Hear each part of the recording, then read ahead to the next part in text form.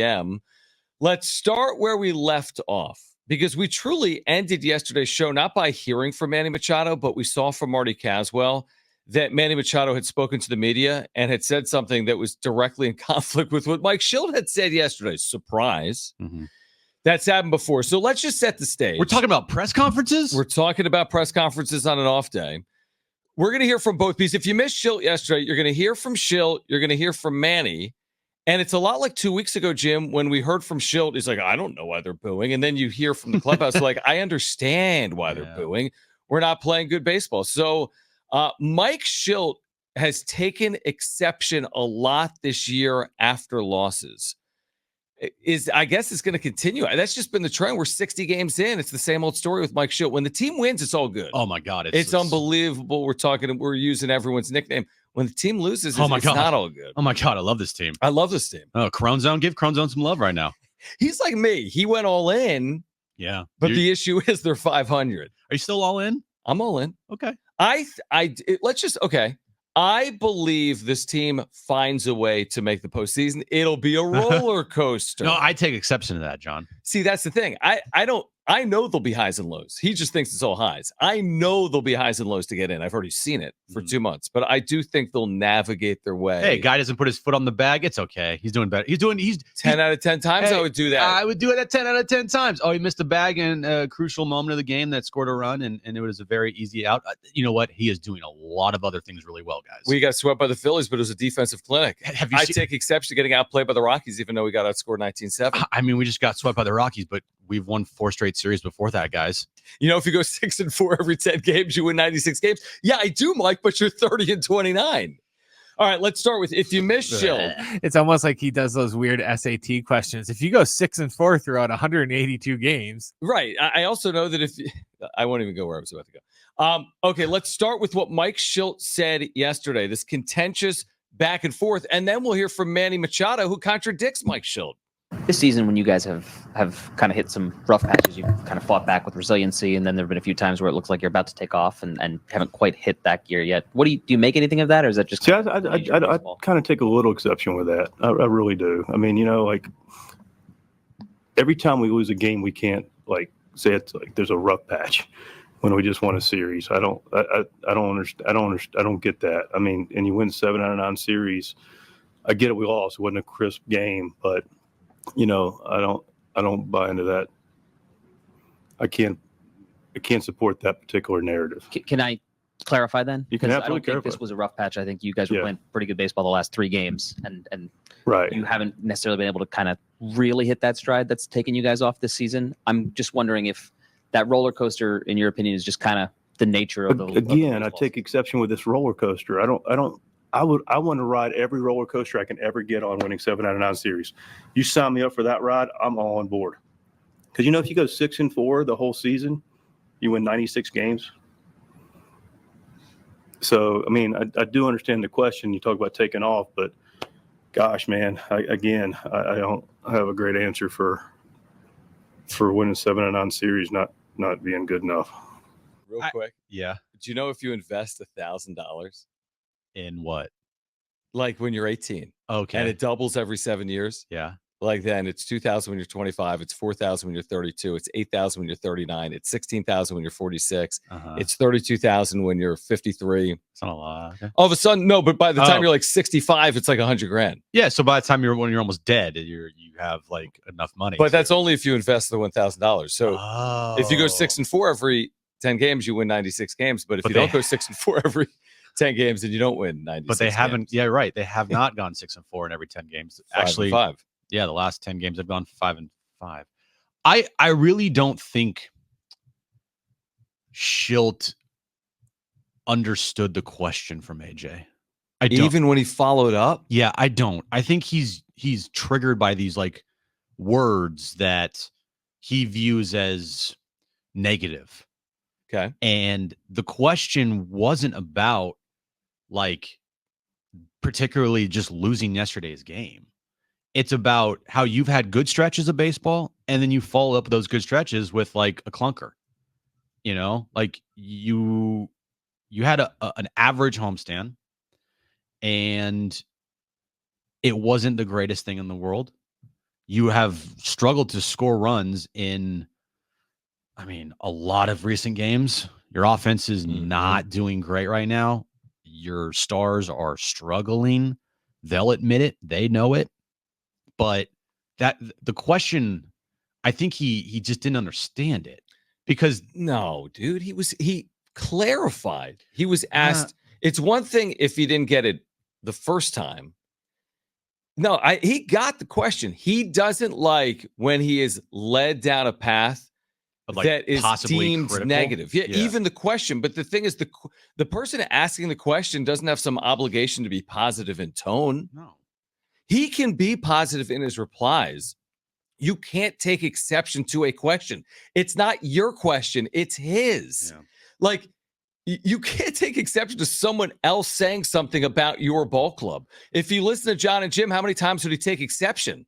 A lot. How many times would he raise his hand the whole 3-hour show? But Mike, we don't work for you. We're entitled to our own opinion, just like he's entitled to his. The issue is when you're seeing it only through rose-colored glasses, how honest are you being with your fan base? You got to have some sense of realism. Jim, if they're 40-20, I'm all for the positivity and the cheerleading. If they're 40-20, unfortunately, they're not. They're 30-29. They're clinging to a playoff spot at this point. Anyway, let's hear from Manny, because it's interesting because Manny was set up to defend his manager based on this question. Like, he was specifically asked, and you'll hear it, hey, Mike Shildt took exception to the usage of the word roller coaster. What do you think? Take a listen to Manny Machado. And Mike took exception with the word roller coaster and an up and down season. Would you characterize this as a roller coaster and an up and down season? I mean, I think every year in baseball, it's a roller coaster. It's ups and downs. There's goods, there's bads, there's a lot in between. You know, so yeah. I mean, it's the beauty of this game. That's why I love it. You know, it's a ride, and you just gotta enjoy it every single moment. And you ride the highs and you ride the lows just as much as you ride the highs. So, you know, but, you know, hopefully we, you know, the roller coaster hasn't been so bumpy. It's been riding pretty smoothly so far. It's been a little bit up, a little bit down, but it's been riding consistent. So, you know, let's keep doing it. I take exception with this roller coaster. Manny understands. He knows what is going on. Man. He's a realist. Yep. Like a lot of times he does just kind of just pull the it's baseball card and doesn't really go there. But I mean, what Manny said there is 100% what's going on with this team this year. He's way more honest. He always has been. It's a roller coaster of a season so far. This team doesn't have, you know, I was thinking about this too, because, and we've talked about it, going into this year, and when they had their 5-game losing streak, and then Shildt blew up, and they had swept by the Rockies, and Shildt again blew up, and you know just they don't have any equity. This team, they don't. So that is why, Mike, you're getting these types of questions, and these aren't even that bad of questions. And by bad, I mean like critical. They're just kind of, we're all sitting here waiting. Is this team going to be more like last year's team? Or is it going to be more like the team in 2022 where they get over that hump a little bit and they can ride a little bit of a wave and make the postseason? So I agree with what you're saying. Are you referring to no equity because they're a 500 team this year and they don't have the built-in, hey, you're 10 games over 500, you can live with losing a series to Miami even though they didn't? Or you're saying they don't have any equity because the expectations were so high in 2023 and they fell flat on their face and they're doing everything in their power to avoid that from happening again? They don't have any equity because this core together hasn't won jack you know what. And they haven't shown that they can overcome things. They haven't shown that they can do it for a full season. Mm-hmm. I mean, if you want to lump in 2022, that's fine. Okay, Yeah, I most think of that should. It's okay, cool. Most of that team isn't even here anymore. Right, but if you say the core of that team, I agree. I mean, Toddy didn't play on that team. 2022, no. Right. I mean, you basically have Darvish, Musgrove, Manny, Crony, Kimmy. Yeah. And Suarez? Proey? No, he was here in 2020. He was here, yeah. Suarez was a good Yeah, player on that yeah. team. Very good player. So majority of your Yeah, team. definitely. Majority of your team is completely new. It feels like it's been a long time since 2022 because you had 2023. We wouldn't say if 2023, Jim, they made the postseason and lost in the wild card round. They got that was kind of disappointing because we expected them to maybe further go further after 2022, but they fell on their face in 2023. All I know is this. This is now the second time in 2 weeks you've had a dichotomy, this complete 180 between the manager and the clubhouse. Yep. The first example being when I was shocked when he didn't toe the company line of, hey, what do you think about the fans booing? The only thing you say there, I really took exception to this, speaking of taking exception. And it wasn't really talked about much besides you. I went crazy on this by John Schaefer crazy standards. Yeah. And I said, I can't believe you would levy any criticism towards your fan base when you get swept at home by the Colorado Rockies, drawing 40,000 people a day. The fans are always right. It's like when you go into Macy's. If you want to return the pants, you return the pants. I don't want to hear from the person on the floor, you can't return the pants. It's just how it works. Customer's always right.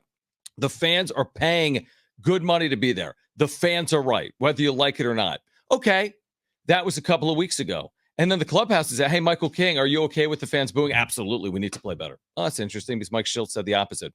2 weeks later, I take exception to roller coaster. Manny Machado says, I'm 100% with roller coaster. It's a roller coaster. I mean, what are we doing? I know. I'm with you, John. I know with you are. Unless this team wins, John, I don't think Mike Shilt's going to be here for long anyway, because he's when you say for long. Well, he's on a 2-year deal. It's pretty much a win now or you're gone deal, in my opinion. You're not going to go lame duck next year with Mike Shildt if you don't make the postseason. And if he makes the postseason, you're getting a contract extension. So, one of the two is going to happen here. And I'd be shocked if he went into next year, if they don't make the postseason this year, as the manager of this team, without some type of assurance for longer than one season. I agree. And it wouldn't be warranted, by the way, if they don't make the postseason, by the way, either. Right. And if there's a change in front office, he doesn't keep his job either. Completely gone. So, Mike's a first-time manager with the Padres, not a first-time manager in baseball.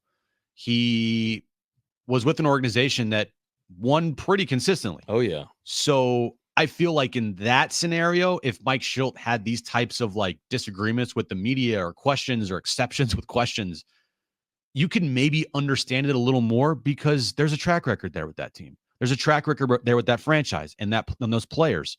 And he could be like, hey, we just won 18 games in a row last year to end the season. We just made the postseason.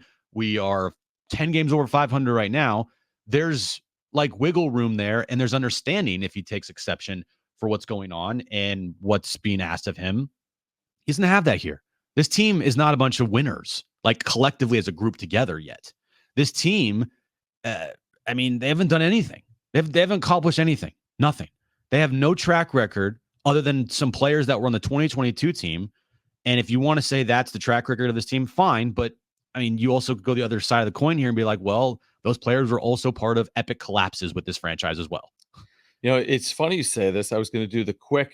This isn't necessarily fair. We do this with quarterbacks. We say, what's Aaron Rodgers' record? We don't do it with left tackles. We don't do it with running backs.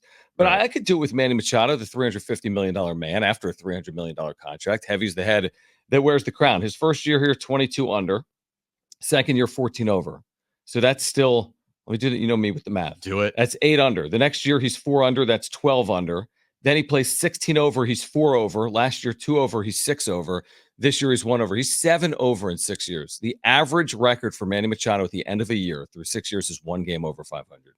In 6 years of Padre. That's the average record. 1 game over 500. So that is why, Mike, you are getting these questions because this team over the last 5 years, has up not and down. It's been a literal roller coaster. According to who?